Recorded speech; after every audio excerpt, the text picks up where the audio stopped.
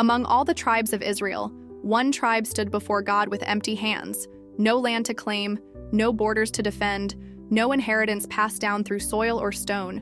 While every other tribe received territory, God turned to the Levites and spoke a promise that sounded like loss but carried unmatched hope. I am your portion. I am your inheritance. At first, it sounds beautiful, even comforting. But Numbers 18 slowly reveals the weight behind that promise. Because closeness to God is never light. The Levites were chosen in place of the firstborn, not as a privilege, but as representation. The surrendered strength of the nation now carried by one tribe, standing between a holy God and a fragile people.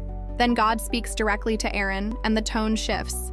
You and your sons shall bear the iniquity of the sanctuary, meaning if worship is careless, if hearts drift, if holiness is handled wrongly, the responsibility falls on the priest, because no one can turn the hearts of the people toward God unless their own heart remains aligned with Him.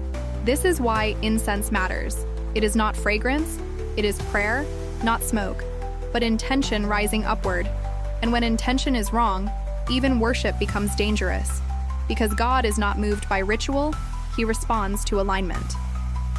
The Levites do not fight with swords or toil in fields, yet they prepare for a greater battle, the battle of prayer, obedience, and presence. They move only when God moves. They stop only when God stops. Their lives anchored not to land, but to God's will. And here is the twist. Though they receive no land, they are not left with nothing. Because those who live in God's presence live from God's provision. The best of every harvest, the first of every flock, the choicest of every offering flows to them, not as reward for ease, but as provision for devotion. The Levites may not inherit the land, but they inherit something greater, the presence of God, and with it, the best portions of what the entire nation brings before Him.